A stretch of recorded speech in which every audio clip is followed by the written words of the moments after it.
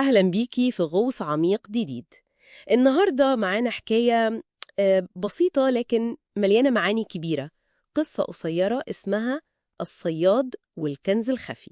أهلا بيكي. والحكاية دي مصدرها التراث الشعبي، يعني قصة متداولة. بالظبط. القصة عن صياد سالم عايش على الكفاف كده على الساحل. هو قنوع يعني باللي عنده رغم قلته. تمام. ومهمتنا في الغوص ده إننا نحاول نفهم سوا رحلة سالم دي ونكشف الرسالة اللي وراها. القصة بتبدأ عادي خالص.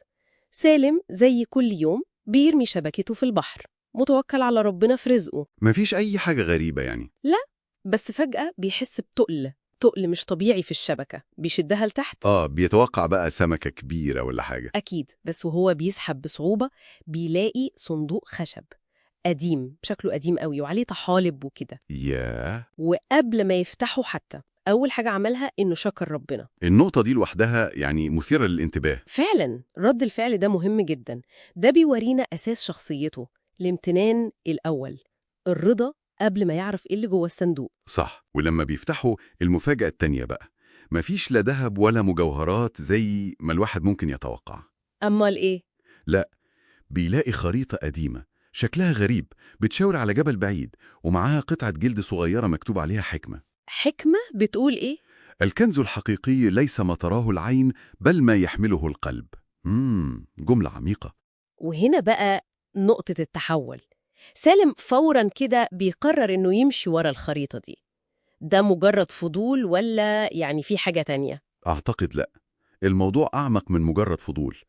قراره ده مش بس استطلاع، ممكن يكون حس أو آمن إن دي مش صدفة، إن في رسالة مستنياه هو بالذات.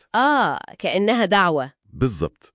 هو مش شايفها غنيمة ممكن يكسبها قد ما هو شايفها إشارة. ده بيدل على إنه يعني مستعد يتقبل اللي مش متوقع. يمكن كان بيدور على معنى أبعد من صيد السمك اليومي.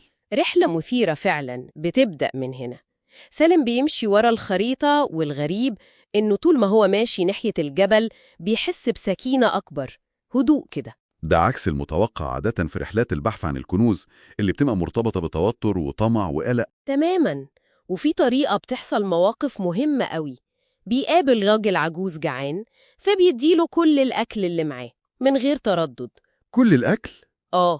وبعدها بشوية بيساعد مسافر كان تايه، بيرجعوا لطريقه الصح. وشوفي بقى، الأفعال دي هي مفتاح فهم النقش اللي لقاه في الصندوق. إزاي؟ الكنز الذي يحمله القلب ده بيتجسد هنا عملياً.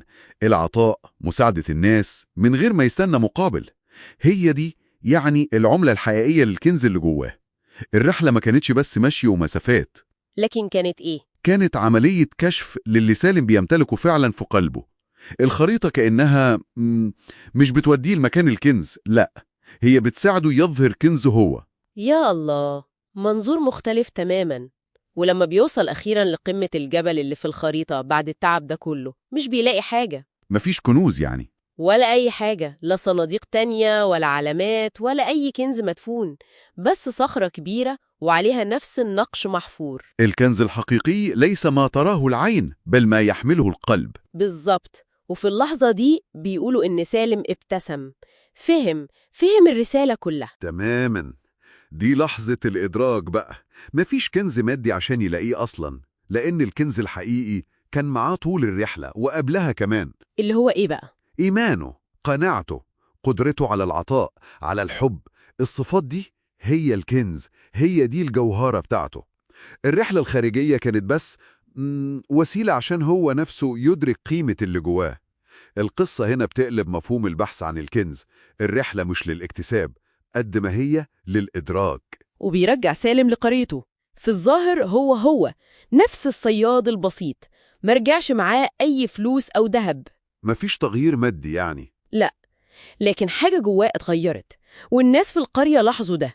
بدأوا يبصوله بشكل مختلف، وبقى معروف بينهم بأغنى رجل في القرية. بس مش بفلوسه. لا خالص، بغنى قلبه، بعطائه. وهنا الخلاصة الجميلة والبسيطة للقصة دي. الغنى الحقيقي هو غنى النفس، غنى الروح. قيمة الواحد مش باللي عنده، لا، باللي بيقدر يديه. فعلا. القصة بتعلمنا إن الحاجة اللي ممكن نكون بندور عليها بره ساعات بتبقى أصلا جوانا. والرحلة الحقيقية هي رحلة اكتشاف الذات دي، الجوهر الداخلي ده. وده بيسيبنا مع سؤال مهم نفكر فيه.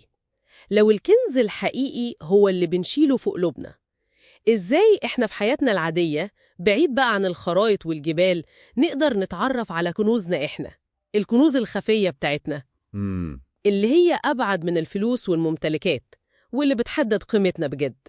فكرة حلوة نتأملها.